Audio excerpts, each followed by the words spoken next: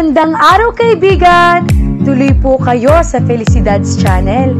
Sa mga kwento ng buhay at pag-ibig na hinalukay sa natatagong baul ni Felicidad. Pero bago po tayo magpatuloy, huwag niyo pong kalilimutan na i-like ang video, i-subscribe ang channel, at i-click ang notification bell para lagi kayong updated sa mga parating pa na upload.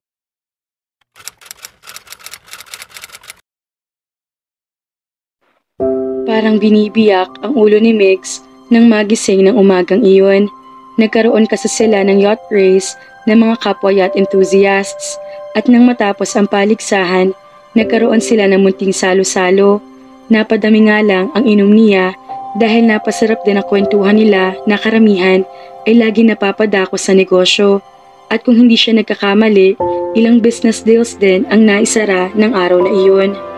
Hindi nga lang siya sigurado kung may makakaalala pa sa kanila sa mga pinag-usapan at napagkasunduan.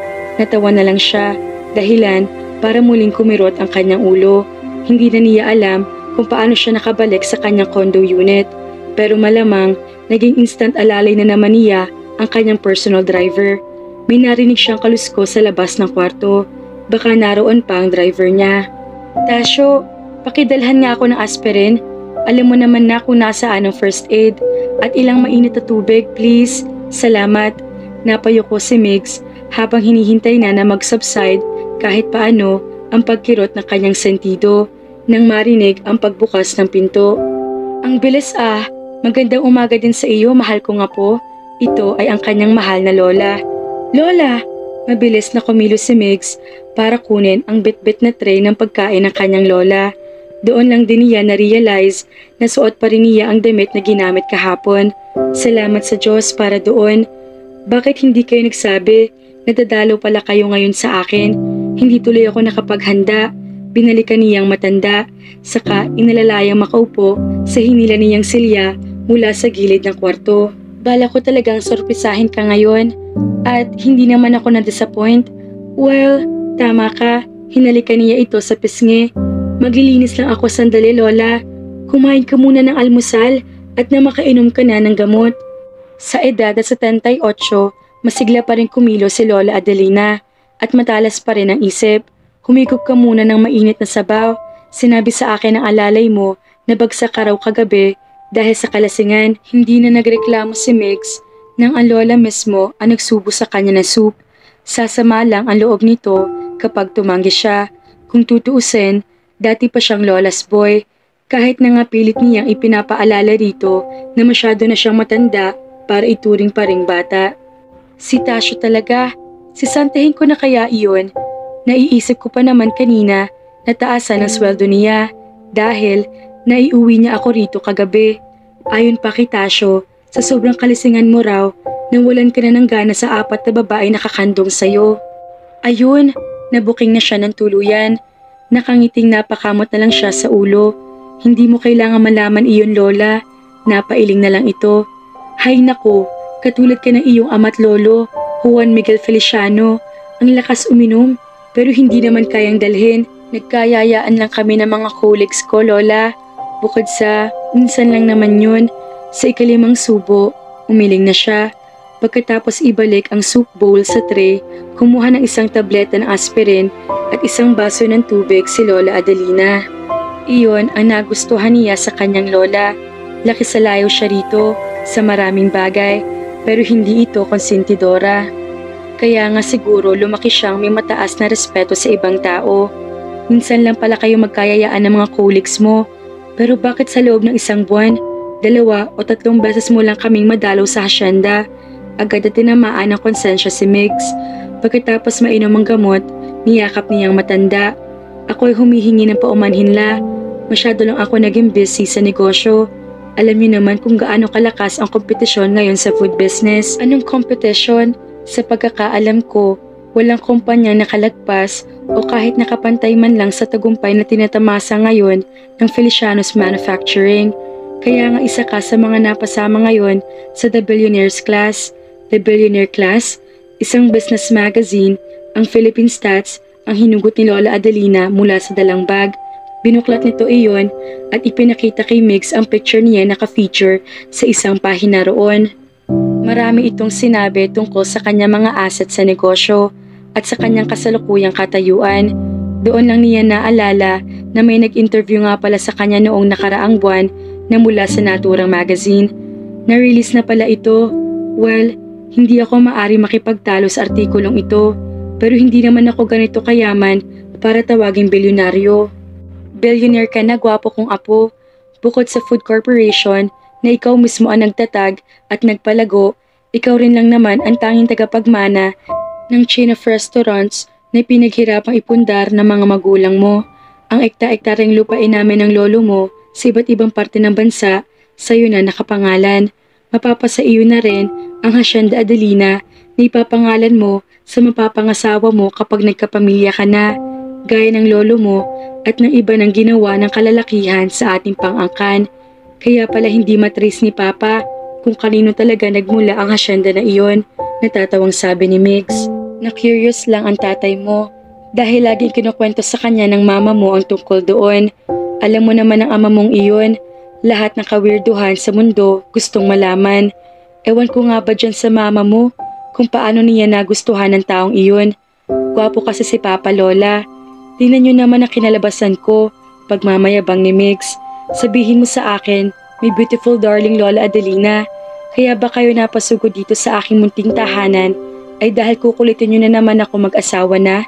Syempre hindi, mariing tanggi nito. Gusto lang talaga kitang batiin ng personal tungkol sa pagkakabilang mo sa elite list na ito ng Philippine Stats. Iyon lang talaga? Oo, bumuntong hininga ang lola niya. Well, okay, tama ka. So, ngayon, pwede mo na ba i-consider ang pag-aasawa sa isa sa mabubuting dalaga sa ating bayan? Marami akong alam na kabataang babae dyan na nagmula sa mabubuting pamilya. Lola, alam mo bang kaninang umaga lang, ilan na sa mga amiga ko sa San Antonio ang tumawag sa akin at nagtatanong kung kailan ka raw babalik sa Hacienda Adelina at nang maimbitahan ka naman daw nila sa kani-kanilang tahanan. Hindi ba't kahanga-hanga, iho? Hayaan mo akong hulaan. May isa silang dalagang apo na gustong ipakilala sa akin. Oh, ano naman ang masama roon? Binata ka at dalaga ang mga apo ng mga amiga ko. Siyempre, papayag ba naman ako mapunta ka sa misabit na? Tsaka yung mga babaeng yun, mababait, masunurin, edukada, at higit sa lahat, natitiyak kong mataas ang moral ng mga iyon kaysa sa mga babaeng taga Maynila. Natural lang na magtagpo mga landas ninyo. La, hindi pa ako handa mag-asawa. Masyado pa akong besa sa negosyo at hindi pa rin ako sawa sa pagiging binata. At kailan mo pa iisipin ang pag-aasawa? Kapag uugod-ugod ka na, hindi ka na bumabata, iho.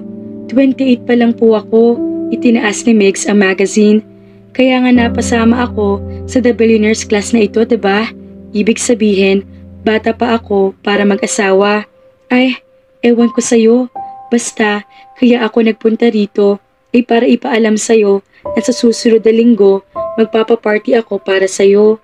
Hindi na kailangan. Alam ko, but still, gusto ko pa rin magpa-party para sa pagkakasama mo sa The Billionaire class na ito. Aba, sa dami ng mga amiga ko may mga kamag-anak na mayayaman, wala sa kanila ang napasama sa listahan na ito. Gusto ko lang ipagmalaki ka, apo, pero mas alam ni Migs, gusto ng kanyang mahal na lola na ipagmalaki at ilantad siya sa nag-iisang populasyon ng babae. Mula na magplano ng retirement ang mga magulang niya para nagkaroon na ng isang agenda ang mga ito kasama ng kanyang lola at lolo na gawin ang lahat para pumasok sa kokote niya ang pagpapakasal. Gusto na raw kasi magkaapo habang medyo malakas pa mga ito. Apo, oh my goodness. Huwag mo munang isipin ang tungkol sa party, iho. Sa isang linggo pa naman iyon.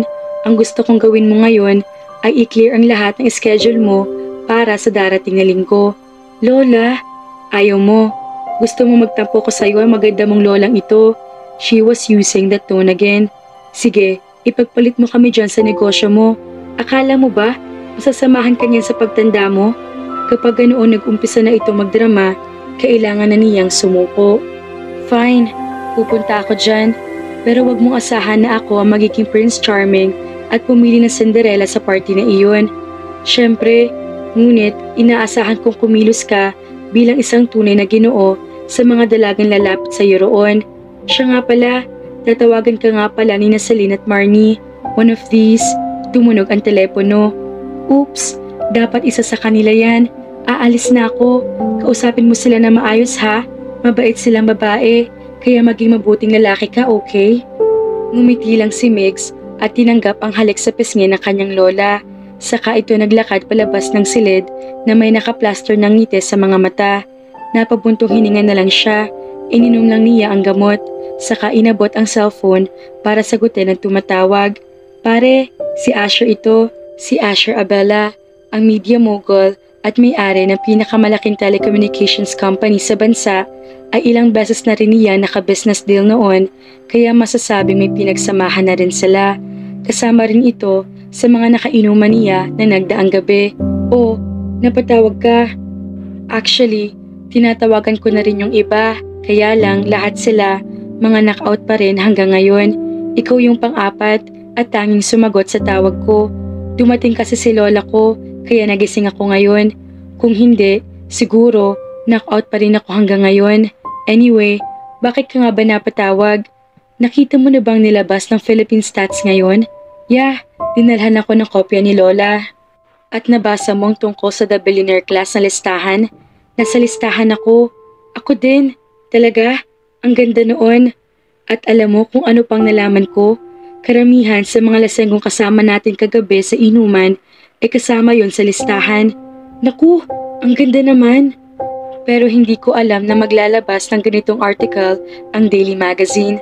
Pasensya na pare, hindi ko alam na ganitong tinutukoy nilang article nang hingi nila ang approval ko.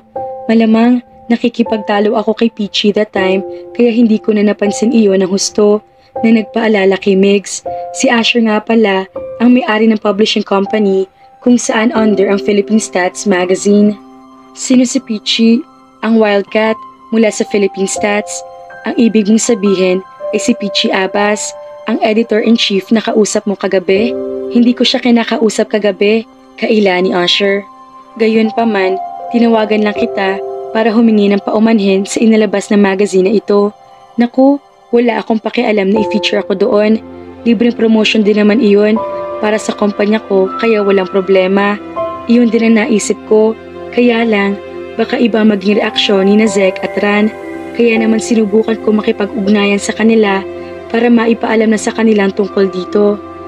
Naintindihan niya ang pag-aalala ni Asher. Medyo naiirita sina Idris at Banks nang may nakialam sa kanilang personal na buhay. Kapag nagkataon, damay si Asher sa init ng ulo ng dalawa dahil sakop ng business empire nito ang Philippine Stats.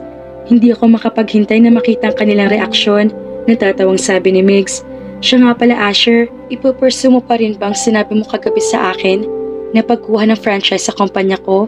Oo naman, hindi pa naman ako lango kagabi na makipag-deal ako sa'yo. May lunch meeting pa ako ngayon sa Shangri-La, kaya kakausapin kita tungkol sa deal natin mamaya. Bye, tinawagan ni Mig si Tasho. Matapos ang pag-uusap nila ni Asher, agad naman itong sumulpot sa kondo niya. Kapag may napansin kang babaeng nagniningning ang mga mata habang naglalakad palapit sa akin, harangin mo agad. Oo boss, nakangising sagot nito. Ligawan mo na rin. Nagkamot sa ulo si Tasho. May nililigawan na ako boss, si Minyang, yung katulong ni Mrs. Cheng doon sa first floor ng building na to. Ayaw mo sa mga babaeng class? Sa inyo lang bagay ang mga babaeng ganoon boss. Okay na ako sa mga kagaya ni Minyang, hindi masyadong demanding. Okay rin itong alalay niya, may padema-demanding pang nalalaman. Pero mukhang may katwiran naman. Sa dami ba naman nang nakilala na nito naging girlfriends niya, alam na nito ang ugali ng mga babaeng nasa upper class. Hindi niya masisisi si Tasho kung ayawan man nito ang mga ganoong klase ng babae. Sige, ibalik mo na itong tray sa kusina. Kapag may tumawag sa akin, sabihin mong ayoko magpaistorbo. Paano kung si Pauline o si Fiona boss? Kahit siya pa ang presidente ng Pilipinas, basta sabihin mo, tulog ako, maliwanag, areglado boss.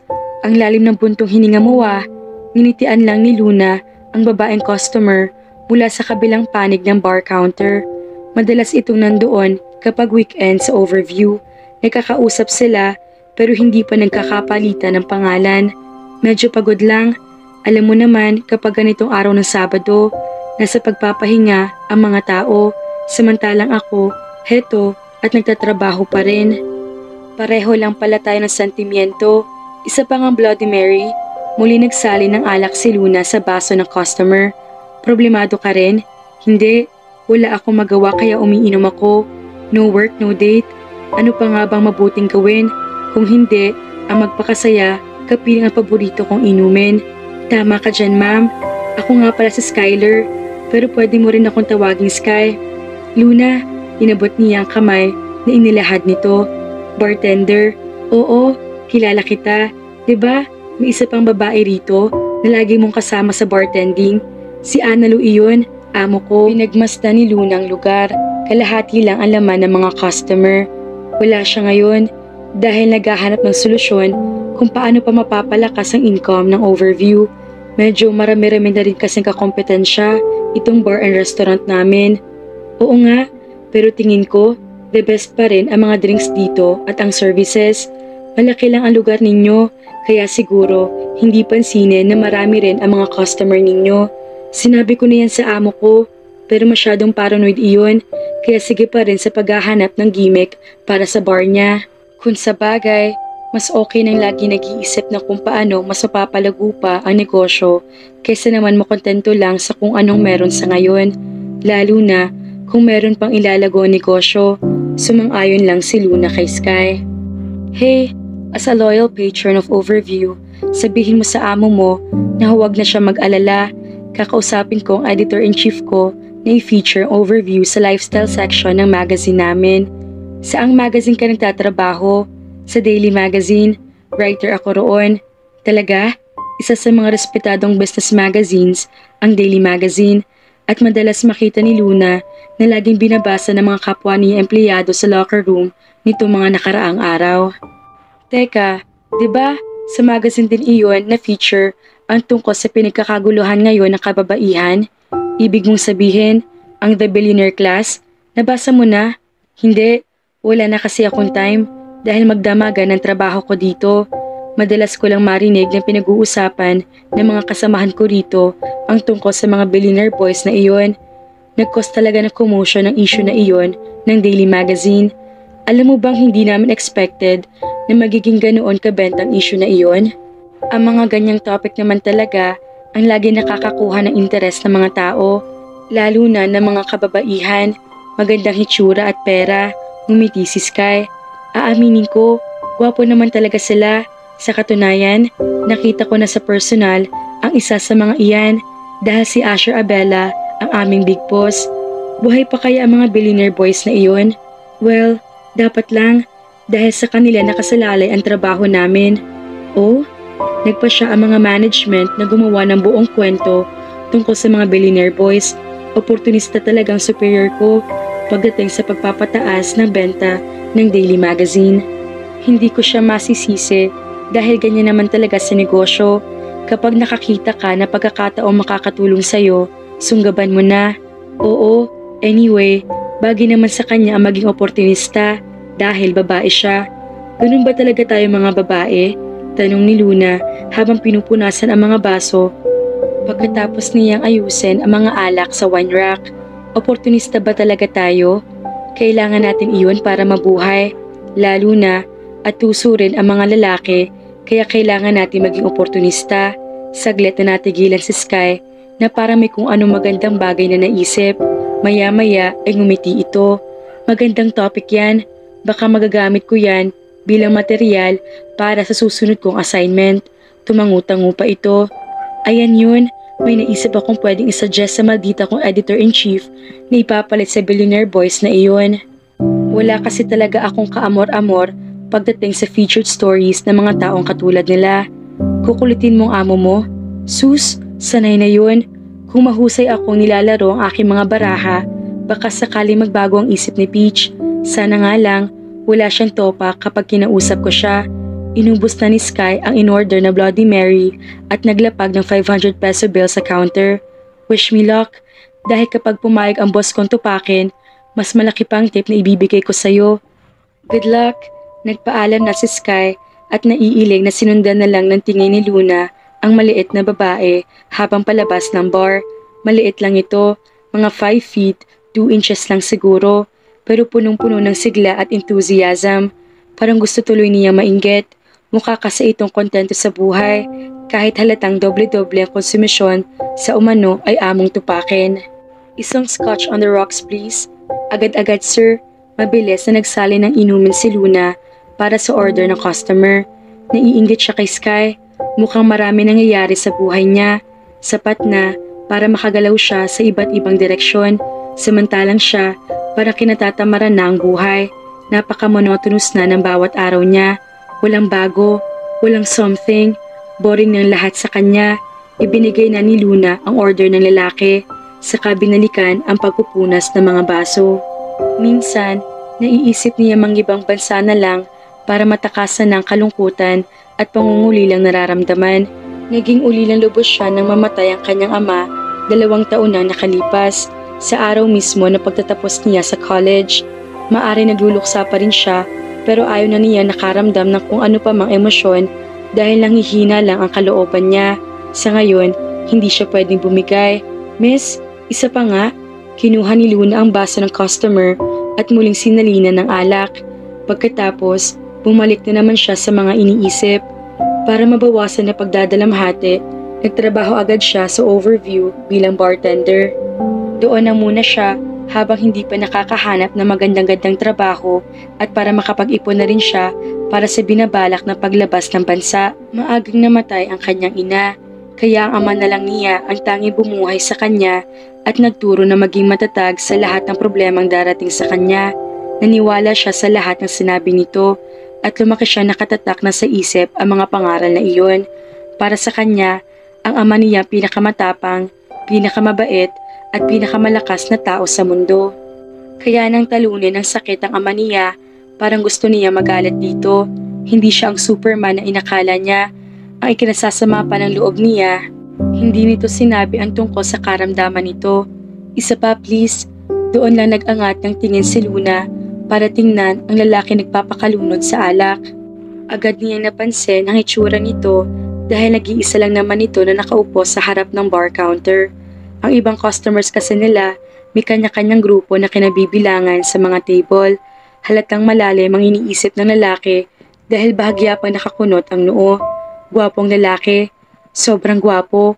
Kung dagdagan pa niya sa kanyang maitim, pinong buhok, makapal na pilik mata, maharlik ang ilong, matigas na panga, at pinkish na matigas na labi.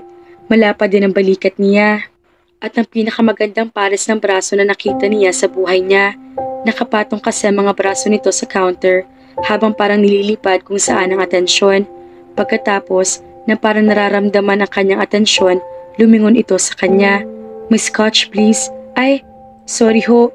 Ibinigay ni Luna ang order nito. Ito na po sir. Babaliwalain na sana niya ang lalaki para balikan ang mga iniisip kanina nang tabihan ito ng 3 babae. Mix naman, bakit bigla kang umalis ng party? Oo nga, mabuti na lang at nasundan ka namin agad. Tara na honey, balik na tayo. Mas masaya doon at mas magandang ambience kaysa dito. Pinigilan ni Luna na pagtaasan ng kilay ang huli nagsalita. Dadayo na nga lang sa teritoryo nila, manalait pa. Kapag narinig ng boss niyang si Ana Lu ang pinagsasabi ng babaeng iyon tungkol sa pinakamamahal nitong Overview, siguradong kalbo ang mga babaeng iyon paglabas ng teritoryo nila. Girls, please, pakiusap ng pobreng lalaki habang pilit na inaalis ang mga kamay at braso na kapulupot dito. May ka-meeting ako ngayon, kaya umalis agad ako ng party. Bumalik na kayo doon, pangako, pagkatapos ng meeting, sasamahan kita. Pero hindi tinabla ng hiya ang 3 bruha. Nagpumulit pa talagang samahan doon ang lalaki.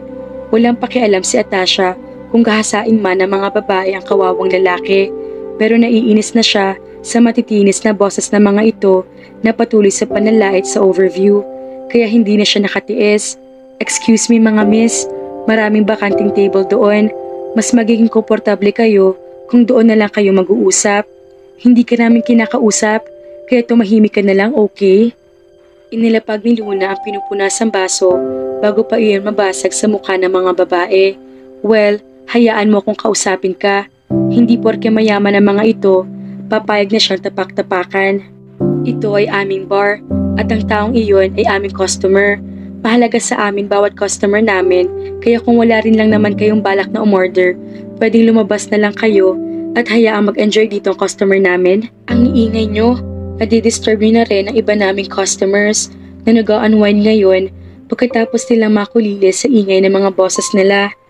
So please lang, umalis na kayo bago ko pa kayo ipadampot sa mga security guard namin.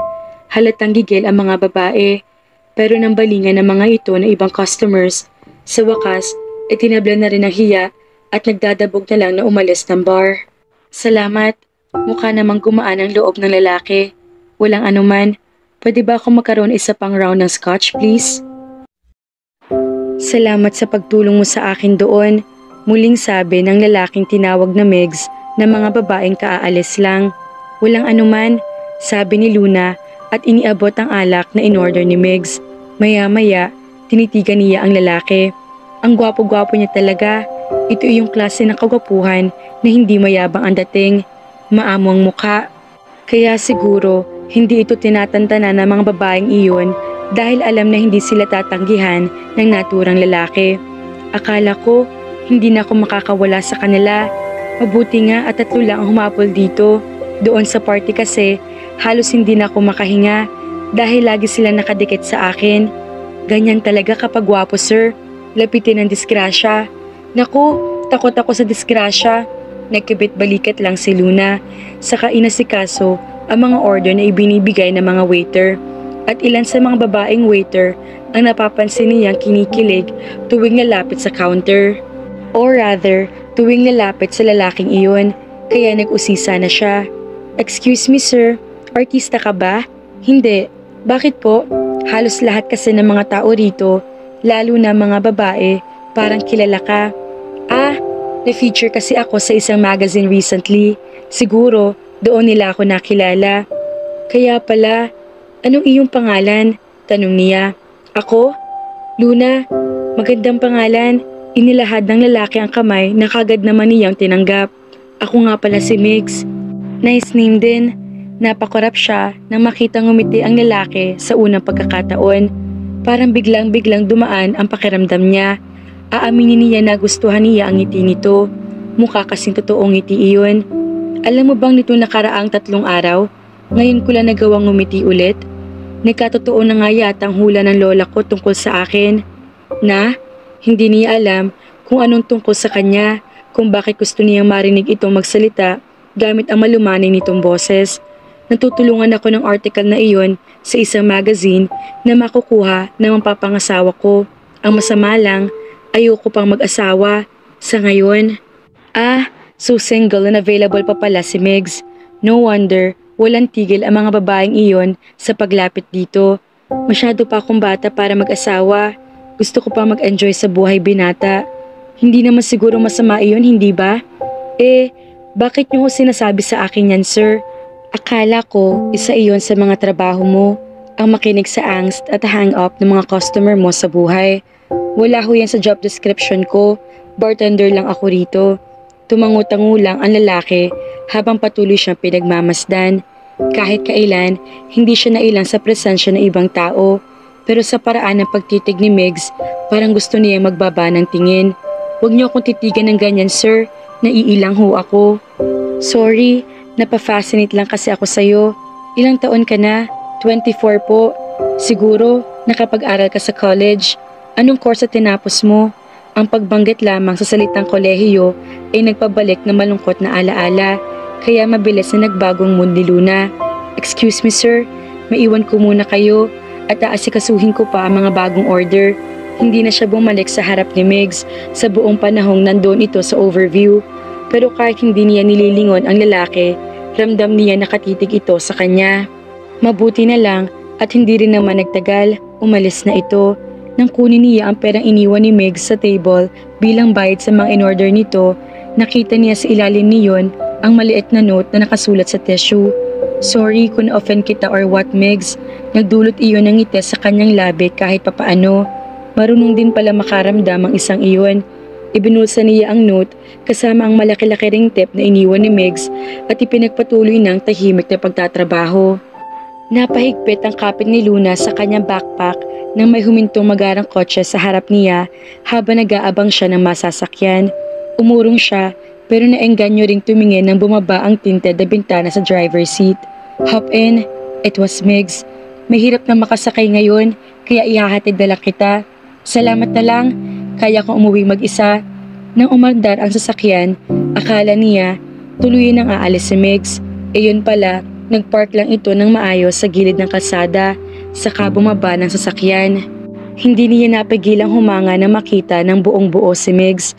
Talagang matangkad siya, may model type na katawan at may kumpiyansa na hakbang na pagsasalita ng kultural na paraan at tahimik na kayamanan. Siya ang tipo ng taong hindi niya gustong makasama. Hi, sabi ni Megs paglapit. Hindi kasi ako mapakali, knowing na na-offend kita kanina doon sa bar. Inilabas ni Luna ang note na iniwan nito. Nakuha ko ng sorry mo, napatawad na kita. Kung ganoon, hayaan mo nang ihatid na kita sa inyo. Para naman makabawi ako sa ginawa ko sa'yo. Tama na yung apologize ka. Paano kung itreat kita ng hapunan? Kailangan niyang bigyan siya ng kredito para sa kanyang lakas ng loob. Busog na ako. Kung natatandaan mo, sa isang bar and restaurant ako nagtatrabaho. Mukhang naubusan na nang may aalok si Megs dahil nakangiti nagkamot na lang sa batok. Pero talagang yata wala sa bokabularyo nito ang salitang pagsuko. Kung ganoon, sasamahan na lang kita habang nag-aabang ka ng masasakyan. Oras na ng gabi at delikado para sa isang gaya mong babae ang mag-abang dito na nag-iisa. Sanay na ako. Pagbigyan mo na ako, Luna. Inayos niya ang backpack at tuluyang hinarap si Megs. Huwag ka na nga magpaligoy-ligoy pa. Ano bang talagang kailangan mo sa akin? Kung balak mo manligaw, forget it. Pareho lang tayo na masyadong abala sa trabaho para sa mga bagay na walang kwenta tulad ng pakikipagrelasyon. Mula sa pagkurap niya ng mga mata habang patuloy na nakatitig sa kanya, halatang natigilan siya. Sir, sinabi ko na sa inyo huwag niyo na akong titigan ng ganyan. Gumuhit na naman ang kaaya-ayang ngiti sa mga labi nito. Nagulat ka lang sa akin, yun lang, and only a few people surprised me. At kakaunti lang ang nakakagulat sa akin. Well, congratulations sa akin. Hindi pa rin natinag ang lalaki sa mga salita niya. Ano ba ito? Bato? Pinakadalubhasaan niya ang kakayahan sa pananakit ng mga tao na hindi niya gusto sa sobrang katinuan na hindi nila alam kung anong tumama sa kanila hanggang sa umalis sila. Pero ang isang ito, sobra. Hindi niya alam kung binabaliwala lang ni Megs ang mga sinasabi niya o talagang manhid lang ito. Tumalikod siya para mag-abang na ng mga nagdadaang jeep pero humarang pa rin si Megs sa daraanan niya. Hindi kita liligawan pero may ibang dahilan ako kung bakit lapit ako ng lapit sa iyo. Alam ni Luna na kailangan niyang paghinalaan ang estrangherong ito pero wala siyang maramdamang anumang takot o pamangga para dito. Ibig bang sabihin niyon? Wala naman talaga itong balak na masama sa kanya, pero kailangan pa rin niya mag-ingat para makasigurado lang. Sasabihin ko sa iyo ang kailangan ko kung papayag ka mag-dinner kasama ako. Alam kong ito ay biglaan at napaka-awkward pero may gusto akong sabihin sa iyo. May nakita siyang paparating na jeep, pinara niya iyon at sumakay nang wala man lang sinasabi kay Megs. Luna! Pahabol na sigaw nito. Pumunta ka sa impyerno, mahinang sambit niya. Saka ipinikit ang mga mata para kumuha na kaunting pahinga. Ang mayayaman nga naman, palibhasa'y may pera, akala pwede na kontrolin ang bawat tao. Well, sorry na lang ang Megs na iyon dahil nagkamali ito nang nilapitan ng gabing iyon. Luna, may tumawag nga pala sa'yo kanina, sabi ni Aling Taseng, ang mabait na byudang kalapit apartment niya. Nagpaalam kasi siya na kung pwede, sa telepono nito padaanin ang lahat ng phone calls niya. Ito rin ang naging kalapit na kaibigan ng kanyang ama noong nabubuhay pa ito, kaya ganoon na lang din siya itrato ni Aling Taseng ngayong nag-iisa na lang siya. Sino raw ho ang mga tumawag? Sa palagay ko, sa mga pinag-a-applyan mo yung mga trabaho. Yung naunang dalawa, pagkasabi ko na sa trabaho ka, nagpaalam na agad. Yung isa naman, nag-iwan ng mensahe, may exam at interview ka raw sa Tempura Misono at sa Hyatt Regency Hotel bukas na umaga. Salamat ho, Aling Tasing. Teka, kumain ka na ba? May niluto kasi akong adobong manok. At marami naman iyon. Naku, wag na ho kayo mag-abala. Kumain na ho ako sa trabaho bago ako umuwi. Matulog na ho kayo, Aling Tasing. Dapat, hindi nyo na ako hinihintay pa. Wala iyon. Alam mo naman na kapag ganitong Biyernes, late na talaga akong matulog dahil nanonood pa ako ng paborito kong programa sa TV. Ngumiti lang si Luna. Sige ho, magandang gabi. Magandang gabi rin. At sana'y lagi kang ngumiti. Mas maganda ka kapag nakangiti ka. Tumangulang siya. Saka pumasok na sa kanyang apartment. Dire-diretso siya sa kwarto. Pagkabihis, nahiga na siya. Sa dami na pinadalhan niya ng resume, 3 lang ang sumagot at ang 2 mukhang tinanggihan na siya kahit hindi pa man siya nakikita o nai-interview. At least, may isa nagbigay ng pag-asa. Night shift naman ang schedule niya sa overview, kaya kahit matagalan ang interview sa araw, hindi maapektuhan ang trabaho niya sa gabi. Hindi niya itatapon ang tinapos na Hotel and Restaurant Management degree sa college. Pinaghirapan at iginapan na kanyang ama ang pag-aaral niya, kaya kahit wala na siyang pakialam sa mundo dahil sa pagkawala nito, hindi niya sasayangin ang pangarap nito para sa kanya. Pumikit siya at nakita niya ang gwapong mukha ng isang lalaki, nakangiti sa kanya. Si Megs, ang mukhang iyon ang huling rumihistro sa isip niya bago siya tuluyang hinila ng antok. Katatapos lang pumirma ng kontrata ni na Asher at Atlas bilang mga bagong franchise owner ng isa sa mga fast food chain restaurants na hawak ng Feliciano Food Corporation. Nang mapadakong usapan sa nangyaring inuman nung huli sila magkita sa Subic, abala sila sa pagkukwentuhan ng may lumapit na mga babae. "Hi, ikaw si Juan Miguel Feliciano, diba?" Tanong ng isa. "Opo, ako si Seria at ito mga kaibigan ko."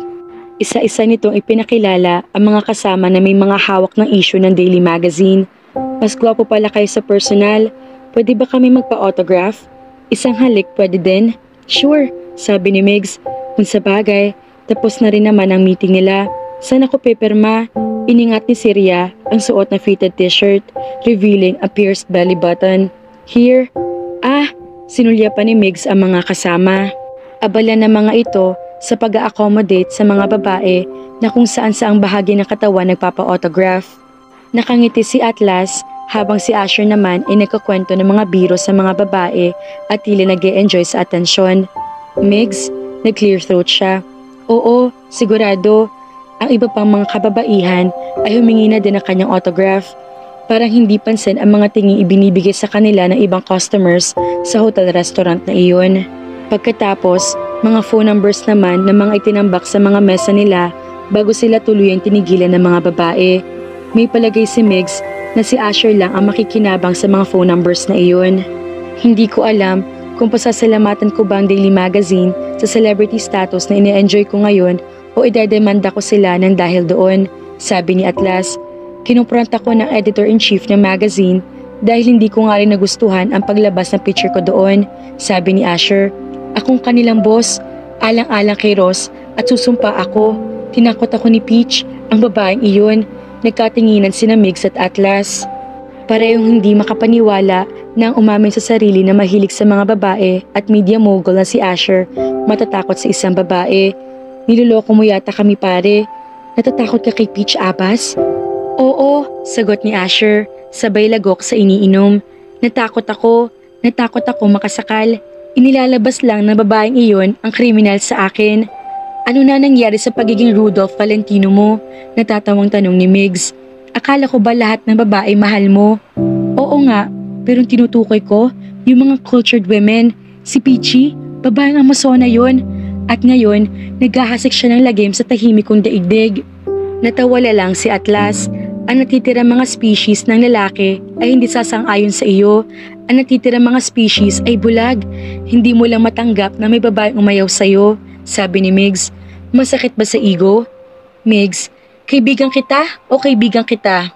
Or, nagtawanan si Migs kasama ang kanyang mga kasamahan na makita niyang pumasok ang isang babae sa eleganteng restaurant. Simpleng puting blouse at itim na pantalon ang suot niya, pero nakatawag pa rin siya sa atensyon nito, lalo na sa mahaba at tuwid nitong buhok.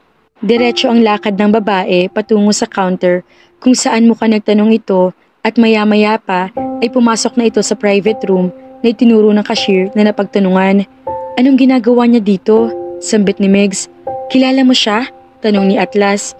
Himala, may natandaan ka sa mga babaeng lumalapit sa'yo. Hindi siya lumapit sa akin para magpa-autograph. Nakikilala ko lang sa kanya ilang gabi lang sa isang bar. Siya ang bartender doon at tumulong sa akin na maitaboy ang mga babaeng gusto akong kidnapin. Anong kwento? Sabi ni Asher. Pero looker siya. Kahit sa malayo, hindi may pagkakailang ganda niya. Kung siya ang magpapa-autograph sa akin, hindi lang autograph ang ibibigay ko sa kanya. Yayain ko siya lumabas, baka, Asher, makuha ka sa tingin ni Migs, sabi ni Atlas. Ha? Doon lang din napansin ni Migs na nakakunot ng kanyang noo habang nakatingin kay Asher. Hindi niya nagustuhan ang sinasabi ng kaibigan. Oh, sorry Migs, hindi ko alam na ganoon ka kainteresado sa kanya. Well, hindi ako. Hello Migs darling, napakasaya na makita ka rito. Isang babae ang lumapit sa kanila. Tumayo si Migs para salubungin ng babae ng anak na isa sa mga pinakamalaking associates ng business empire niya. Hello Charmel, hindi ka ba masaya na makita ko? Ako? Syempre masaya ako. Hindi na naituloy ni Migs ang sasabihin na bigla na lang siyang halikan ni Charmel sa mga labi. At iyon, ang eksena na naabutan ni Luna paglabas nito ng silid na pinasukan kanina. Hindi niya alam kung bakit pero pakiramdam niya mali na halikan siya ni Charmel habang nakamasad si Luna. Pero nakalagpas na si Luna at nakalabas na ng hotel bago pa man siya nakawala kay Charmel. Darling, anong meron? Tanong ni Charmel. Wala naman. Lumayo na siya sa babae at bumalik sa kinauupuan. Isang magandang distansya mula sa babae. Good Charmel, para makita ka. Nakita niya ang mga kasamahan niya na nakangiti at palihim na kumakaway ng daliri na parang sinasabi, Hala, lagot ka. Bilang sagot, palihim niyang binigyan sila ng dirty finger.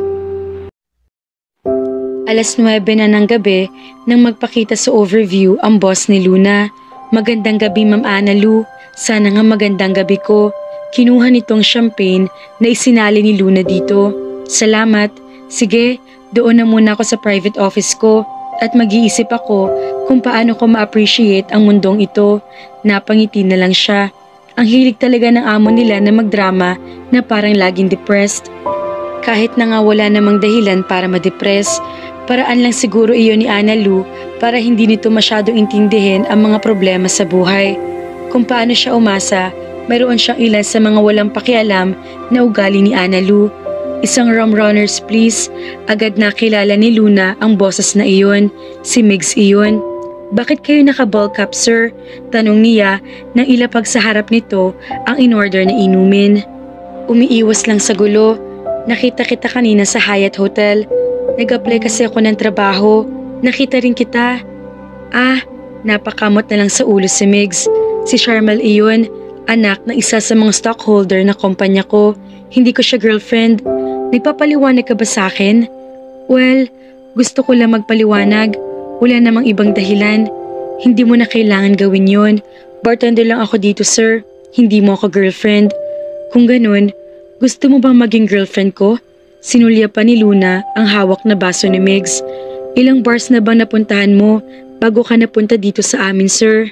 Dito lang ako sa overview nagpunta ngayong gabi. Bakit? Lasing ka na yata. Kung ano-ano nang sinasabi mo. Ano bang sinabi ko? Nagkabit-balikat lang si Luna. Saka iminawastra ang wala namang lamang baso ng lalaki. Refill sir? Umiling ito. Well, anong masasabi mo Luna? Tungkol saan? Maging girlfriend ko. Alam mo sir, kung may problema ka, huwag mo na lang ako idamay. Mukha ka namang mayaman. Kaya mo yung lutasan niya na mag-isa lang. Mukhang natumbok niya ang dahilan ng bigla ang pagpapropose ni Migs. Napabuntong hininga ito. Tama ka, may problema ako. Isang napakalaking problema. Tungkol ito sa aking mga magulang at lolo't lola ko. Magbibigay sila ng party para sa akin bukas. Anong problema dun sir? Dahil bukas din ng gabi, magtatapos ang pagiging binata ko. Doon, nakuha ang atensyon ni Luna. Mag-aasawa ka na bukas? Congratulations kung ganoon. Hindi. Hindi ako ikakasal bukas. Tinungga ni Migs ang laman ng baso. At iyon ang dahilan kung bakit kita inalok na maging girlfriend ko. Kailangan ko na magpapanggap ng girlfriend para ipakilala sa pamilya ko. at pigilan sila sa masamang balak sa love life ko bukas ng gabi para tigilan na rin nila ang pagpapadala ng mga babaeng inirereto para sa akin. Nagsasawa na ako. Hindi naman yung problema Sabihin mo lang sa kanila na ayaw mo pang mag-asawa at tigilan na nila ang pagrereto sa'yo. Kung ayaw ka nilang pakinggan, sabihin mo lang na pumunta sila sa impyerno. Masasabi mo ba yan sa mga taong pinakamamahal mo? Nasa langit ng tatay ko. Ay, ako, pasensya na. Okay lang, hindi na naringgan pa ng kahit na ano si Migs habang pinupunasan ni Luna ang counter table. Nang balingan niya ang lalaki, titig na titig ito sa kanya. Bakit? Gusto sanang ikaw na lang ang magpanggap na girlfriend ko. Napabuntong hininga na lang si Luna. Ayokong madami sa problema mo, sir. Isa pa, bakit hindi na lang yung babaeng kahalikan mo sa hotel ang alukin mo magpanggap na girlfriend mo? Hindi ko siya hinalikan. Hinalikan niya ako. Gusto ko lang malinawan.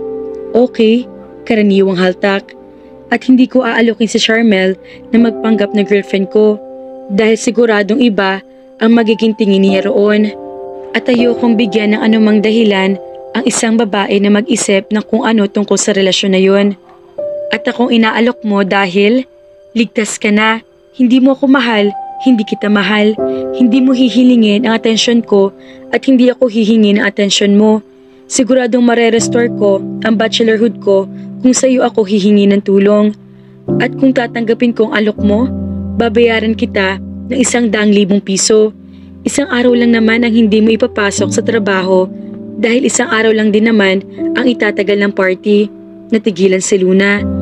100,000 piso? Masyado bang maliit? Sige, 500,000. No, gagawin ko 1,000,000.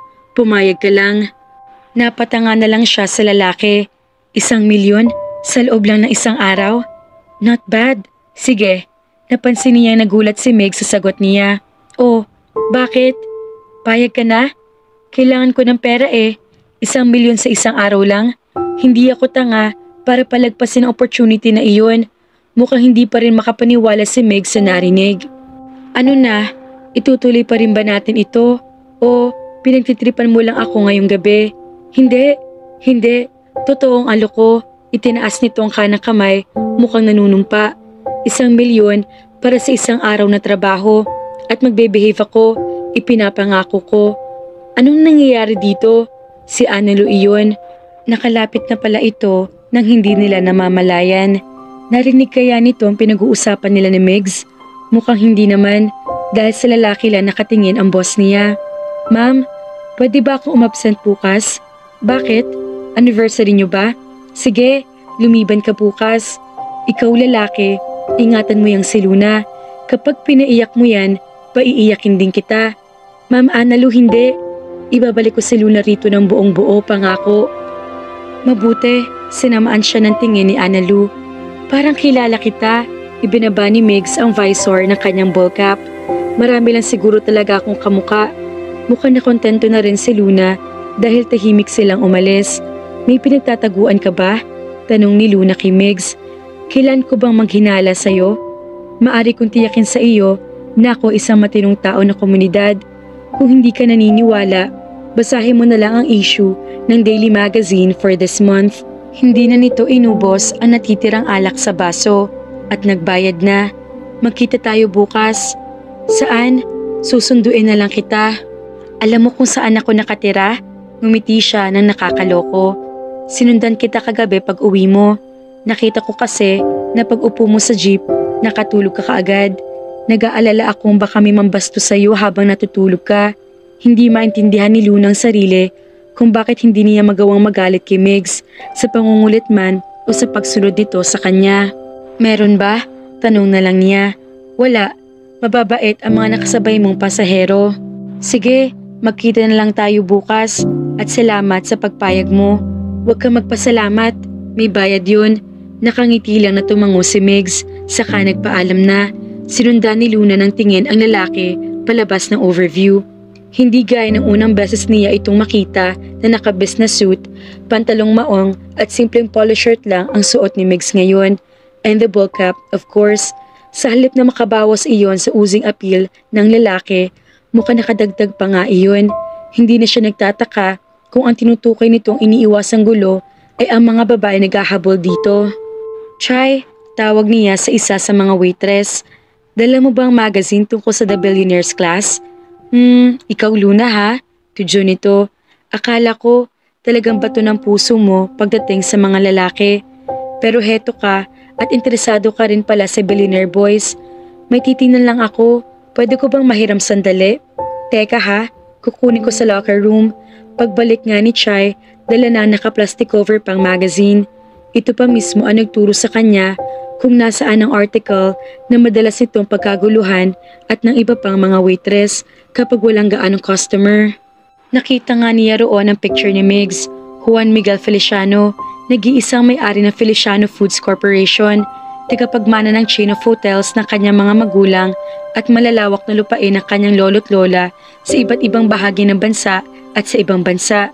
Grabe no, sambit ni Chai na nakiusyoso na rin. 28 pa lang siya, pero bilyonaryo na. Gwapo pa. Nung nakita ko nga siya rito nung nakaraang gabi, akala ko namamalikmata lang ako. Kung gwapo kasi siya sa mga picture niya dyan sa magazine, mas gwapo siya sa personal. Teka, diba ikaw ang kausap niya nung nandito siya nung nakaraang gabi? Anong pakiramdam na may kaharap na bilyonaryong gwapo ha, Luna? Obviously, wala sino man sa mga fans ng Billionaire Boys ang nakahalata na si Migs rin ang kausap ulit niya kanina.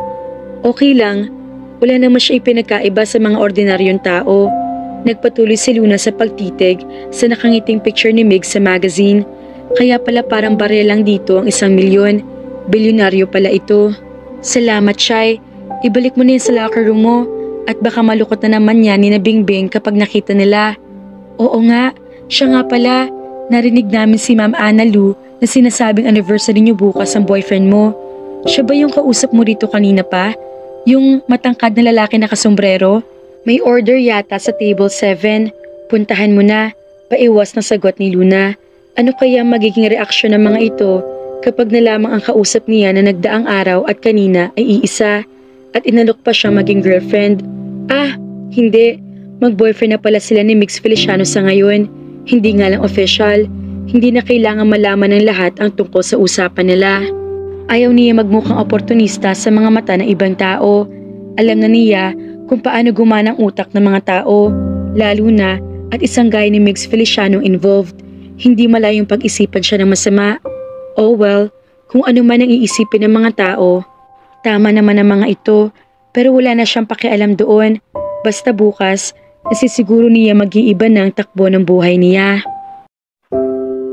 Kinapa ni Luna ang kinaroroonan ng alarm clock dahil hindi pa niya magawang imulat ang mga mata.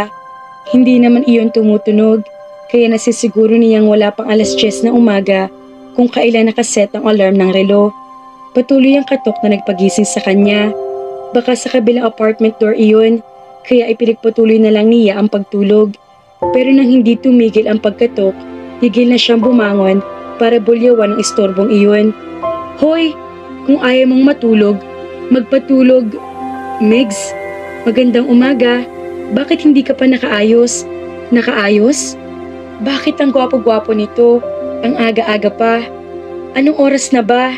At bakit nandito ka? Nakalimutan na bang usapan natin kagabi? Kagabi? Doon lang siya nahimasmasan. Ah, oo nga pala. Anong oras na ba? Malakas siyang naghikab. Hindi pa nag-a-alarm ang orasan ko. Past 7 na. 7? Gusto niya magwala. Off ko ngayon. Tapos gigisingin mo kung 7:00 pala ng umaga? God! Ayaw ko sa droga. Nilayasan niya si Migs para bumalik sa kama at magpatuloy ng pagtulog. Pero sumunod pa lang binata. Luna, bumangon ka na. Marami pa tayong aasikasuhin bago tayo magpunta sa Batangas. Hanggat hindi pa tumutunog ang alarm clock ko, hindi pa oras ng gising ko. Tinakpan pa niya ng unan ang kanyang muka para hindi na marinig ang anumang sasabihin ni Migs. Ano bang meron sa lalaking yun? Hindi ba nito alam kung gaano kahalaga sa kanya ang kahit katiting na oras ng pahinga? Pero wala pa mang 1 minutong lumilipas na mag-ingay ng alarm clock. Pagkatapos, nawala na sa mga kamay niya ang ipinatong na unan sa ulo. Ayan ang alarm mo. Oras na para gumising. Nang hindi pa rin siya kumikilos, naramdaman na lang niyang umangat ang katawan niya mula sa kama. Binuhat na siya ni Migs. Nang magmulat siya ng mga mata, nasa banyo na siya. Maligo ka na, o baka gusto mong ako pa magpaligo sa'yo. Nagtrespass ka na nga, inistorbo mo pa ang pagtulog ko. Saka ka na bumawi ng tulog kapag nasa Bicol na tayo. Wala mang istorbo sa'yo ron. Bilisan mo. Gustuhin mang magtantrum ni Luna, hindi pwede. Sumang-ayon siya sa alok ni Migs, kaya wala siya magagawa ngayon kung hindi ang sumunod. Sayang ang 1,000,000. Lumabas uli siya ng banyo para kumuha ng isusuot nang maabutan niya si Migs na pinagmamasdan ng kabuuan ng bahay. May kung anong nasundot sa ego niya sa paraan nito ng pagmamasid. Pasensya ka na, hindi mayaman ang naupahan mo maging girlfriend. Lumingon si Migs. Bakit hindi ka pa naliligo? Huwag mo akong mautos-utusan ng ganyan, mister. Nasa pamamahay kita. Itinaas lang ni Migs ang mga kamay bilang tanda ng paghingi ng paumanhin. Saka nagtungo na ulit si Luna sa banyo. Nang makaligo, tuluyan na nagising ang dugo niya. Paglabas ng banyo, naabutan niya si Migs na binabasa ang naka-frame na diploma. Hindi siya nagsalita at hinayaan ang sariling pagmasdan na lang ang binata. Punong-puno ng confidence ang aura nito na hindi niya madalas makita sa mga lalaki nakikilala at nakakasalamuhan niya. Matikas din ito at parang modelo kung magdala ng damit. Nakasuot siya ng long sleeve na puti na polo at gray na slacks. Hindi maikakaila ang estado nito sa lipunan. Naramdaman siguro ni Migs ang presensya niya kaya nilingon siya at parang gusto ulit niyang bumalik sa loob ng banyo nang makita kung paano siya titigan ng binata. Ramdam din niya ang kakaibang pagkailang niya sa mga tingin nito. Isa kang degree holder. Bakit hindi mo ginagamit ang pinag-aralan mo para makahanap ng mas bagay na trabaho para sa tinapos mo sa college? Ibig mong sabihin, bakit bartender lang ako sa Overview? Simple lang ang rason. Hindi ako binibigyan ng pagkakataong ipamalas ang kakayahan ko ng mayayamang katulad mo. Hindi naman siguro lahat. Nakibit balikat si Luna. Mag-e-empake pa ba ako ng mga damit? Kahit cocktail o formal na damit ay pwede na. Wala ako damit na ganoon. Kung handa ka na, tayo na. Hindi mo yata ko narinig. Ang sabi ko, wala akong... Hinawakan siya ni Migs sa kamay at bumalot ka agad sa pagkatao niya ang init na hatid ng palad nito. Oo, narinig kita. Hindi na siya pinakawala ni Migs hanggang sa makarating sila sa sasakyan nito. Salat siya sa mga material na bagay pero ni minsan hindi pumasok sa isip niya ang maghanap o mainggit sa ibang nakakaluwag sa buhay. Pero ngayon, habang nasa loob siya ng magarang sasakyan, parang gusto niyang lumubog sa kinauupuan. Hindi ba't mamayang gabi pang party mo? Masyado naman yata tayong maaga para bumiyahe papuntang Batangas. Bibili tayo ng mga kakailanganin mo para sa party. Kakailanganin ko? Wala kang cocktail na damit, hindi ba? Wala rin akong pera pambili ngayon. Ako na ang bahala sa gastos. Hindi na tumuto si Luna. Tutal, hindi mababawasan ang perang ibabayad ni Migs sa kanya. Kung gusto nito magtapon ng pera sa kanya, hindi niya ito pipigilan. Sa Roston's department store siya dinala ni Migs sa isang lugar sa Makati.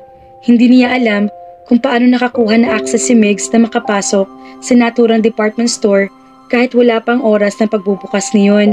Pero Migs Feliciano was a billionaire boy, kaya hindi na siya dapat magtaka kung magawa man nito ang mga imposibleng bagay minsan. Isa nakangiting uniformadong store personnel ang sumalubong sa kanila. Magandang umaga, Mr. Feliciano. Welcome sa aming tindahan. Magandang umaga din. Pakisamahan si Luna sa mga damit na napili ninyo para sa kanya. Ah, opo sir. Kagabi pa nga po nakahanda ang lahat. Binalingan si Luna ng personnel. Sama po kayo sa akin, ma'am. Hindi ka sasama? Tanong niya kay Migs na umupo lang sa sofa na nasa gitna ng malawak na store. Sa fitting room ang punta ninyo. Gusto mong samahan kita roon? Hindi, di bali na lang.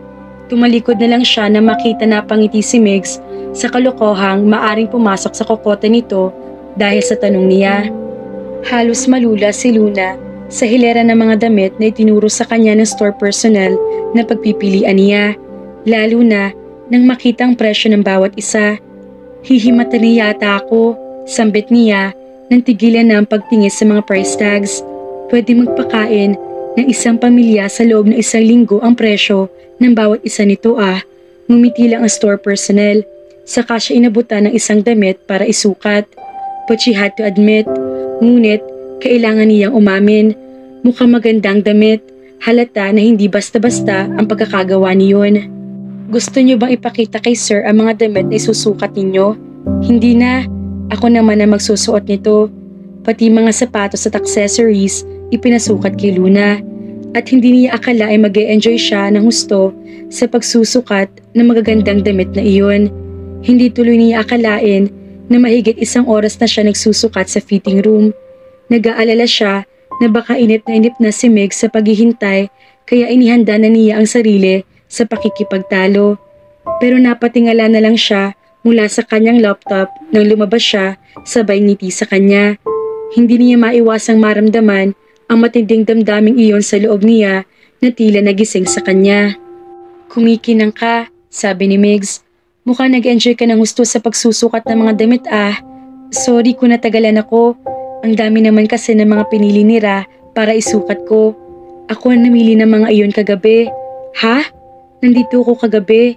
Itiniklop na ni Migs ang laptop saka sinulya pa na wristwatch. Bukas na sigurong ilang stores dito kaya pwede na tayo maghanap ng salon.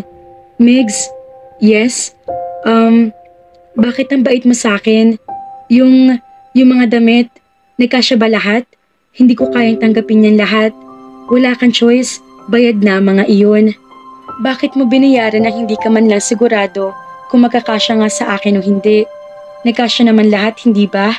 Oo, pero pagkatapos, walang problema.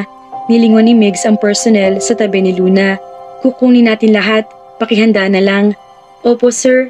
Hindi na binalingan pa ni Luna kung ilang paper bags ang bitbit niya paglabas ng boutique. Kinuha ni Migs ang mga ilan sa mga iyon. Napaka-gentleman niya talaga. Bukas na ang jewelry store na paboritong puntahan dito ni Mama. Tara na. Sa tingin ko, hindi ko na kailangan pa magsuot ng alahas sa party mo. Oo, ikaw.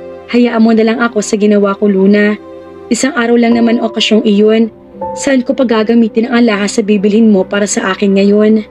Hindi naman ako mahilig sa mga social gatherings. Isanla mo kung gusto mo o ibenta. Bahala ka na. Gustong sumigaw ni Luna sa mga pagmamanipula ni Migs. Pero parte ang lahat ng plano nilang mapagpapanggap mamayang gabi. Isang bagay na sinang-ayunan niya kaya naman hindi na siya dapat tumutol pa. Isasanla ko talaga ang mga lahas at damit na iyon. Pero ang swerte na mapapangasawa ng lalaking ito. May bagong bukas sa salon dito. Puntahan natin. Yaya ni Migs pagkatapos nila sa jewelry store. Sa tingin ko, open na rin sila ngayon. May mangilan-ngilan na rin kasi mga tao ang naglalakad-lakad na sa loob ng mga mall. Wala nang pag-asa pang gumanda ang napili mong girlfriend Migs. Nilingon siya ng binata. Tama ka. Matagal ka na maganda. Tama ka. Matagal ka na maganda.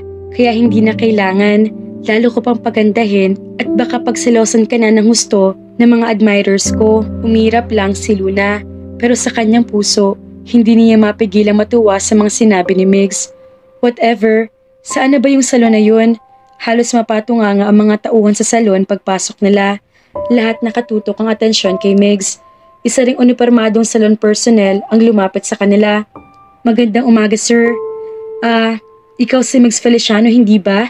Yung nasa magazine? Opo, nakangiting sagot ni Migs.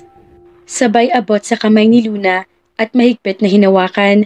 May pupuntahan kaming party mamaya ng girlfriend ko. Pagandahin mo pa siya. Girlfriend? Doon lang binalingan ng personal sa Luna. Ay, ang pretty nga. Madali lang yan, Mr. Migs. At ipinaubayan na siya ni Migs sa mga tauhan ng salon. Manicure, pedicure, foot spa, hand spa. Lahat ng pagpapapamper sa katawan, ibinigay kay Luna sa salon. Habang ginagawa mga iyon sa kanya, nakikita niya si Migs na busy sa pagtawag. May palagay siyang hindi naman ganoon kaimportante ang mga tawag. Sa tingin niya, paraan lang iyon para hindi na ito istorbohin o pagkaguluhan ng mga tauhan ng salon at para maasikaso na rin siya ng maayos. Hindi napigilan ni Luna ang mapahikab. Naku day, huwag kang matulog at baka pagising mo, Wala ng gwapo mong papa sa labas. Kaya na ni Megs ang sarili niya. Matagal pa ba? Sandali lang. Wait, bakit kaya hindi ka magbihis na rin dito pagkatapos kita make-upan? Okay lang, salamat. Pagkatapos na makeover, hindi mo na pinatingin ng staff sa salamin si Luna hanggat hindi siya nakakapagpalit ng damit. Tutal naman, sinabi ni Mix na pwede niyang gamitin ang mga damit na pinamili nito, kaya gagamitin na niya ngayon pa lang. Paglabas ng banyo, mga humahangang tingin sa mga tauhan ng salon ang sumalubong sa kanya. Sabi na nga ba, at gaganda pa siya, mukhang prinsesa. Pero wala sa mga itong atensyon niya. Kahit papaano, gusto niyang aprobahan ni Megs ang kanyang itsura upang matiyak na hindi nagsisinungaling ang mga tauhan ng salon. Mula sa salaming dingding, kitang-kita niya ang biglang pagtunganga ni Megs nang mapatingin sa kanya. Pero saglit lang dahil agad din ito ibinalik ang atensyon sa kausap sa telepono. Hindi mo man lang ba titingnan ang sarili mo sa salamin, Day? Hindi na. Ninitian ni Luna si Mabel, ang beautician na nag-ayos sa kanya. Salamat. Pakisingil na lang na malaki ang lalaking yun. Halik lang mula sa boylet mo.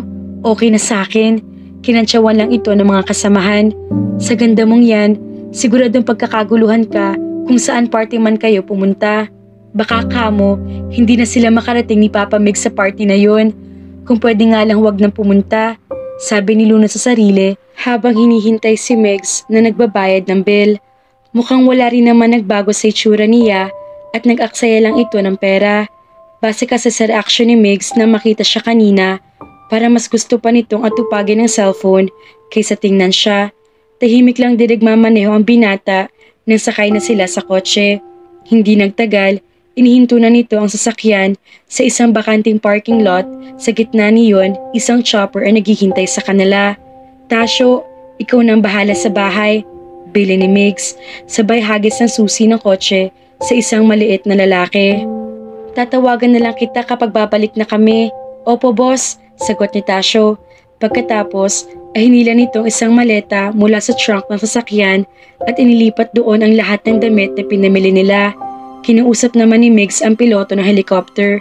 Kumusta Rayleigh? Istorbo ka talaga Megs. Alam ko, pasensya ka na. May sakit kasi ang piloto ko. Pagkatapos, binilingan ni Rayleigh si Luna. Sino siya? Luna, girlfriend ko. Nakaramdam na pagmamalaki si Luna sa paraan na pagpapakilala ni Mick sa kanya sa isa sa mga kakilala nito. Pero hindi niya alam kung anong reaksyon ni Rayleigh dahil nakasuot ito ng shades. Well, kung hindi naman magustuhan ng mga kagaya ni Mick ang itsura niya, hindi na niya iyon problema. Maya-maya, binilingan ni Rayleigh si Megs. Congrats pare! Sa wakas, nakahanap ka na ng may karakter. Hindi alam ni Luna kung anong ibig sabihin ni Rayleigh, pero kahit paano, nakontento na siya. Pagkatapos ilagay lahat ni Tasyo ang mga damit niya sa maliit na maleta, kinuha na iyon ni Megs at saka siya inalalayan sa pag-akyat ng chopper. Saglit pa siya nag-alinlangan sa pagsakay. Licensed pilot si Rayleigh Luna, pag-a-assure ni Megs. Kung mayroon man siyang kayang paliparin, bukod sa Ducati Superbike niya, yun ay ang lahat ng sasakyang panghimpapawid. Halika na, magiging maayos din ang lahat. Hindi niya alam kung dahil ba ito sa kaalamanan na kilala ng piloto niya ang kanyang lupain o ang tinig ni Megs na may katiyakan at malambot na kayumangging mga mata ang dahilan kung bakit niya iniabot ang kanyang kamay sa kanya. Sa muling pagkakadikit ng kanilang mga palad, pakiramdam niya nakalma ang kanyang puso. Sa unang pagkakataon, nagtiwala siya sa ibang tao. Oo, iyon ay ang kanyang tinig na panatag at malambot na kayumangging mga mata. Gumising ka na sleepyhead, nandito na tayo. Nagising si Luna sa pamilyar na amoy ng isang lalaki. Na magmulat siya ng mga mata, ang gwapong mukha na nakatingin si Megs ang una niyang nakita. Nakatulog pala siya at sa mga bisig nito, mabilis siyang lumayo at inayos ang sarili. Pasensya na, ayos lang. Alam kong inaantok ka pa talaga dahil ang aga kitang inistorbo sa bahay mo. Hindi na lang kumibo si Luna. Ang totoo kasi, lagi siyang kinukulang ng tulog mula na magkasakit ang kanyang ama hanggang sa mamatay at mailibing ito. Hindi na nakabalik pa sa dating schedule ang katawan niya. Idagdag pa ang klase ng trabaho niya. Kaya nang makatabi niya si Megs sa maliit na espasyo ng chopper, Masyadong naging komportable ang pakiramdam niya at hindi na namalay nakatulog na pala siya. Tumingin ka sa labas ng bintana, Luna. Maligayang pagdating sa Hacienda Adelina.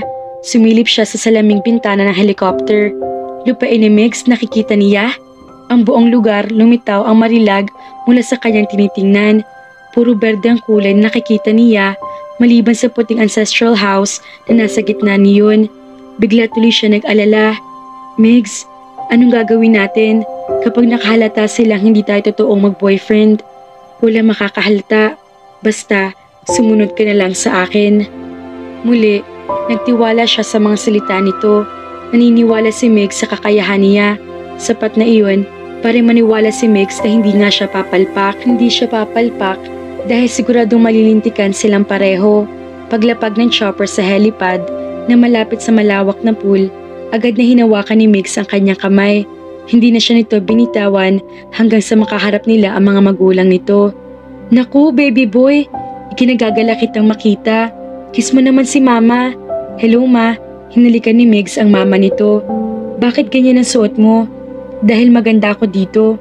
I told you honey, you look like a hot air balloon in that dress. Sabi ng lalaking kamukha ng older version ni Megs. Pumaling ito kay Megs. Hello anak.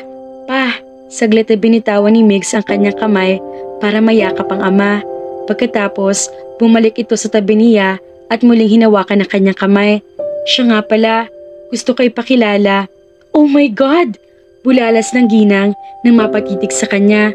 Dinala mo ang girlfriend mo dito. Ibig sabihin, sa wakas, naiisip mo na ba mag-settle down one of these days? Napakasaya ko. Oh my God! Sa wakas, Arsenio, magsalita ka naman dyan. Pinatatapos lang kita magsalita, sagot ng ama ni Megs. Pero napakaganda ng dalagang ito, iho. Talaga bang siyang girlfriend mo? Opo pa, walang gato na sagot ni Megs. Ito si Luna. Tinitigan siya nito. Muntik nang mapangiwi si Luna. Hindi pa nga pala alam ni Megs ang buo niyang pangalan. Kaya mabilis niya itong sinalo. Naglahat siya ng kamay sa kanyang mga magulang. Luna Punzalan po. Kumusta ho? Tinanggap naman ng mga ito ang pakikipagkamay niya nang walang pagdududa. Sa ngayon, napakabuti. Medyo nakahinga siya ng maluwag. Nagagalak akong makilala ka, Iha. Tawagin mo akong Tita Flor at ang asawa kong Tito Arsenio. Alam mo ba, Iha, na ikaw ang kauna-unahang babaeng dinala ni Megs dito sa hacienda? Ma, nasaan na nga pala sina lolo't lola? Sabad ni Megs. Excited pa naman ako ipakilala sa kanila si Luna. Ang lolo mo, nandoon sa kwadra at kaulayo na naman ang mga kabayo niya. Ang lola mo naman, nagpapahinga sa kwarto niya dahil iyon ang sabi ng doktor. Doktor? Naramdaman ni Luna ang pag-aalala ni Megs na humigpit ng pagkakahawak nito sa kanyang kamay.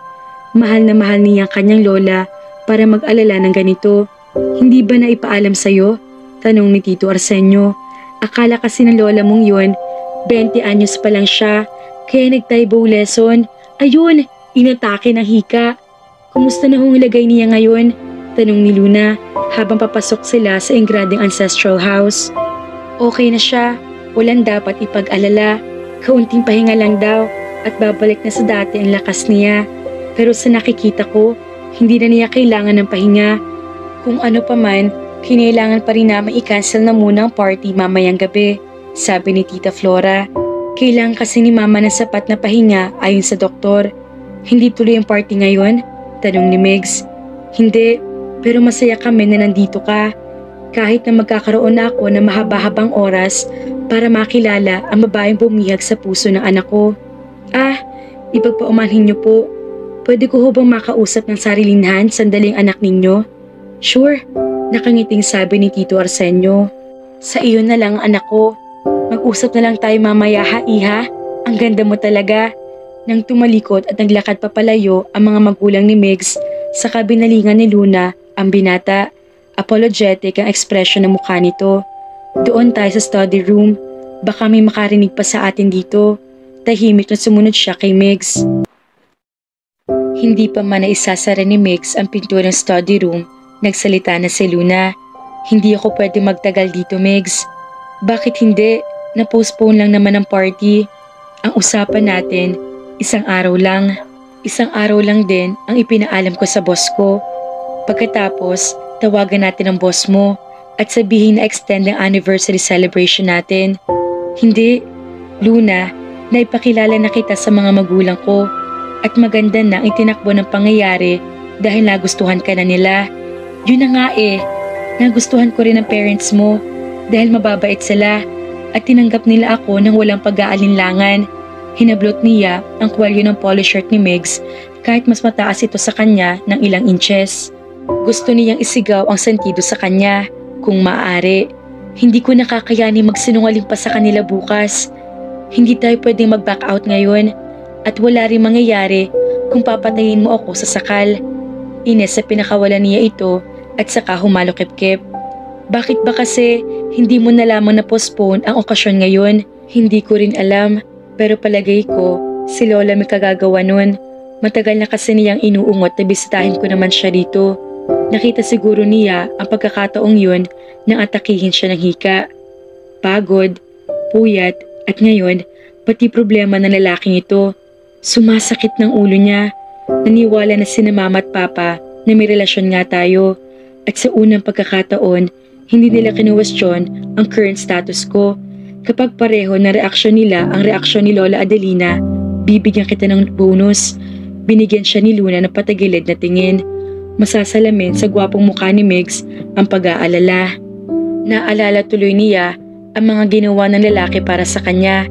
Ang pag-aasikaso sa pamimili ng mga damit, pati ng pagpapaayos sa kanya. Mga bagay na ngayon lang niya naranasan sa buong buhay niya. Kaya hindi niya nagawang tuluyang magalit sa binata. Ano ba kasi ang kinatatakot mo sa pag-aasawa? Wala naman, ayoko lang talaga mag-asawa sa ngayon. 28 ka na, nasa tamang edad ka na para mag-asawa. Hindi ko pa nakikita ang babaeng mamahalin ko at gugustuhin makasama habang buhay. Pwede rin bang kasagutan yon? Mamahalin? Uso pa ba yun? O mas mabuti pa, uso ba yun sa'yo? Oo naman, naniniwala pa rin ako sa pag-ibig kahit ganito ako. Bakit ikaw? Hindi ka naniniwala? Sa panahon ngayon, practicality na lang dahilan ng mga tao sa pag-aasawa. Hindi na sumagot si Megs. Sa halip, nanatili lang nakamasid sa kanya na para bang may kung anong katanungan itong gustong makuhanan ng sagot. Hihirit na naman sana ulit siya nang marinig ang mumunting ingay mula sa nakaawang na pinto ng study room. Ano? Isa pang sosyalerang taga Maynila? Boses iyon ng isang babae. Boses ng babaeng matandang masungit. Hindi ako papayag na isa sa mga babaeng iyon ang mapangasawa ng apo ko. Wala talagang kadala-dala ang batang iyon. Kaya mula ngayon, ako nang bahalang pumili ng babaeng nararapat para sa kanya. Nasaan na ba sila? Biglang nasa harap ni Luna si Megs. Nakapulupot ang mga kamay nito sa kanya. Tulungan mo ko. Please, ibibigay ko ang lahat ng gusto mo. Lahat ng gusto mo. Lahat? Oo, kung gusto mo, sa'yo na rin ang kalahati ng kayamanan ko. Narinig nilang tumawag ang matandang babae.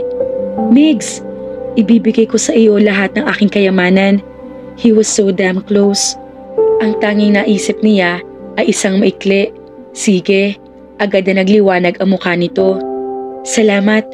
Bigla na lang siyang kinabig at niyakap ni Megs ng mahigpit. Hindi na rin naman siya nakapalag dahil nabigla siya sa naging reaksyon ng kanyang katawan. She could feel pure solid muscles and his heart beating like crazy. Kakaibang pakiramdam ang dulot niyon kaya hindi na niya nagawang manlaban pa. God, what was happening to her? Bakit ibang nararamdaman niya sa bawat haplos niya, bawat salita, bawat titig niya? Pinaramdaman niya sa kanya ang mga bagay na kakaiba sa kanya. Nasa ganoong ayos sila nang mabungaran ng lola ni Megs ng mga magulang nito ng matandang lalaki. Ano ba? Nasaksihan ng buong sambayanan ang kanilang intimate moment together. Nakita niyo na mama? Sabi na nakangiting si Tita Flora. Mahal nila ang isa't isa. Tanggapin mo na kasi Adelina na may sariling isip ang apo natin. Kahit perpektong babae pa ang iharap mo sa kanya, siya pa rin ang pipili kung sino mamahalin niya. Hindi ba apo? Hindi siya binitawan ni Megs nang kaharap niya ang buong pamilya niya. Lolo, Lola, gusto kong makilala ninyo si Luna Punzalan, ang babaeng mahal ko. Pakiramdaman ni Luna na nigas siya sa kinatatayuan sa mga idineklara ni Meg sa pamilya nito. Alam niya hindi naman totoo ang lahat, pero bakit nga ba ganoon na lang ang pakiramdam niya? Bakit parang masayang-masaya ang puso niya? Hindi ako naniniwala magkasintahan kayo, diretsong kontra ng matandang babae. Kailan lang sinabi mo sa akin na ayaw mo mag-commit sa isang seryosong relasyon, Megs? Matanda ng lola mong ito, pero matalas pa ang isip at mga mata ko. Mama, hayaan niyo ako. Gusto ko lang kung ano makakabuti para sa apo ko. Maotoridad na sabi ni Lola Adelina, saka bumaling kay Luna. No offense meant, iha, pero wala sa tipo ng apo ko ang magkakaroon ng girlfriend sa loob lang ng 1 linggo at ihaharap agad niya sa pamilya. Hindi siya maaring umibig na totoo sa maikling panahon na iyon. La, huwag kayong magsalita ng ganyan. Mukha naiinis na si Megs. Kung hindi niyo matanggap ang relasyon namin, hindi ko kayo pipilitin. Pero hindi ko rin kayo hahayaang tratuhin ng ganyan si Luna. Natahimik ang lahat. Mukha nabigla sa sinabi ni Megs. Halatang hindi sanay na masaksihan magsalita ng ganoon ang binata. Halos maramdaman ni Luna ang tensyon sa loob ng maluwag na study room. Lalo na sa pagitan ni na Megs at ng lola nito. Natutuwa po kung makilala kayong lahat. Basag niya sa katahimikan. Magandang panahon sa labas. Bakit hindi tayo doon na lang mag-usap? Mas magandang atmosphere doon kaysa sa 4 na sulok ng study room na ito. Magandang ideya. Sang-ayon ng matandang lalaki. Saka lumapit kay Luna at hinawakan sa braso. Tara iha, samahan mo ang Lolo Rodel. Doon tayo magmerienda, malapit sa kwadra at nang maipakita ko sa iyo ang winning horse ko sa susunod na laban ni Speedo. Siguradong panalo na siya, lalo na kung tataya ka sa kanya.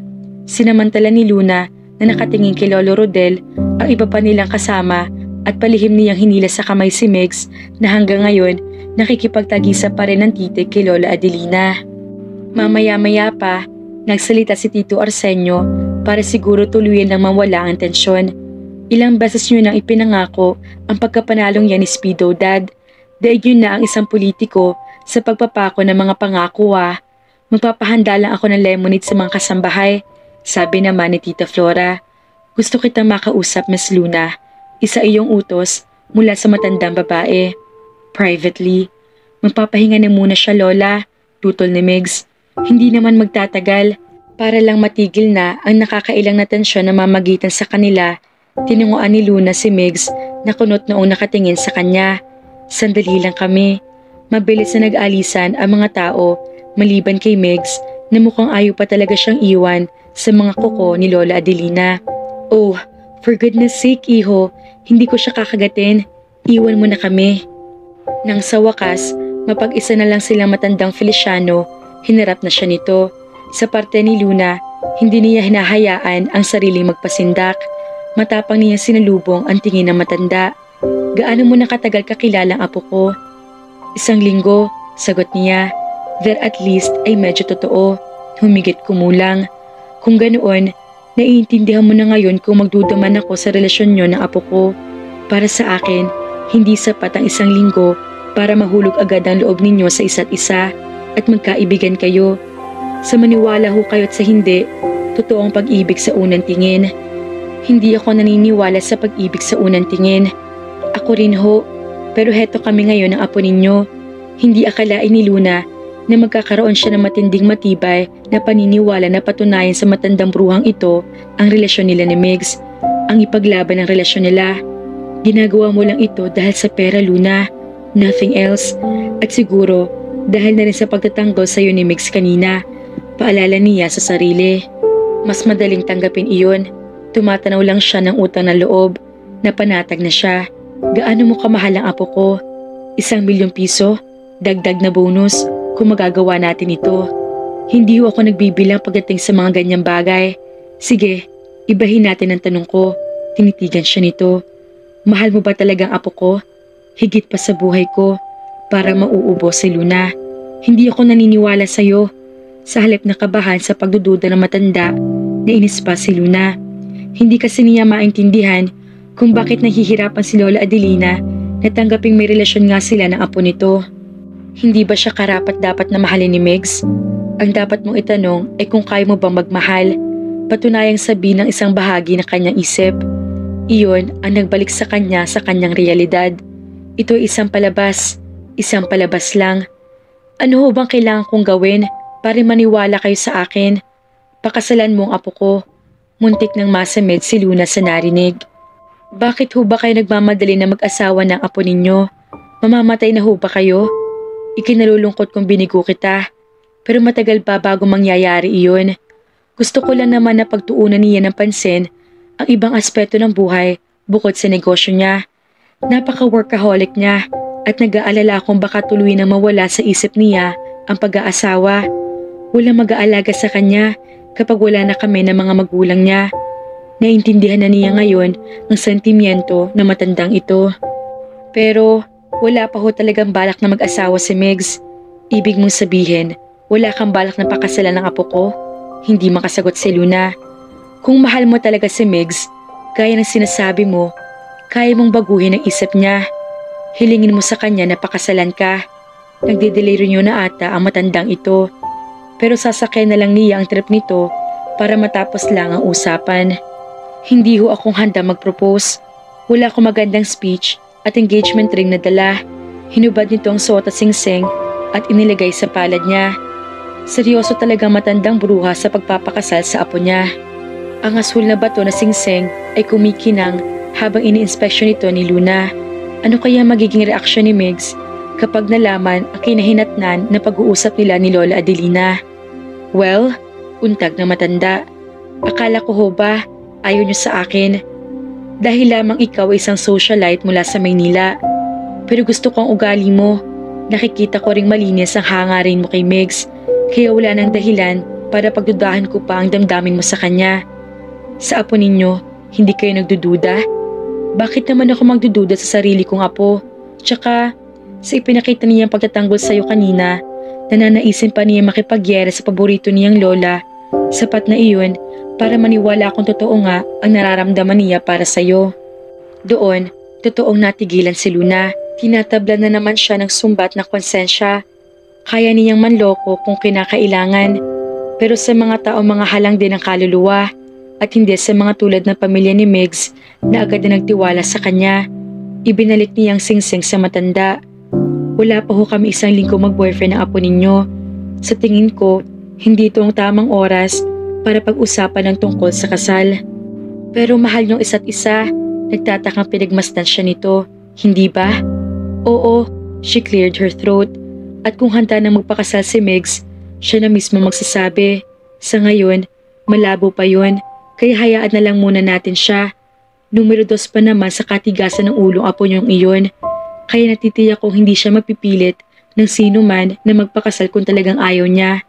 Numero 2, kayo ho kasi numero 1. Lumambot ang ekspresyon ng mukha ni Lola Adelina nang sumilay ang ngiti sa mga labi nito.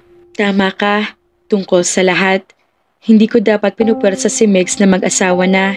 Mabuti na lang at matigas ang ulo niya. Kung hindi, hindi kanya matatagpuan. Siya, sa'yo na itong singsing na ito. Nagsasawa na rin ako sa kulay nito. Ah, hindi ko ho matatanggap yan. Kontento na siya sa 1 milyon. Huwag mong sabihin matigas din ang ulo mo. Ganun na nga ho. Pasasamain mong loob ko kapag hindi mo ito tinanggap. Ang sabi pa naman ng doktor ko, hindi ako dapat binibigyan ng sama ng loob. Manipulative, matandang bruha. Salamat ho. Ibabalik na lang niya kay Migs ang singsing. Ngayon, pwede na tayong magtungo sa kwadra. Teka, tama bang narinig kong sinabi na magaling kong asawa na sa kwadra tayo ng mga kabayo magmemeryenda? Ayaw ko sa mga kabayo. Palagay ko ho, hindi naman siguro hahayaan ni Migs na magmeryenda tayo kasama ng mga kabayo. Tumango ito. Ah, oo, ang apo ko. Hindi pa rin ako makapaniwala na nahanap na niya sa wakas ang babaeng gusto niya.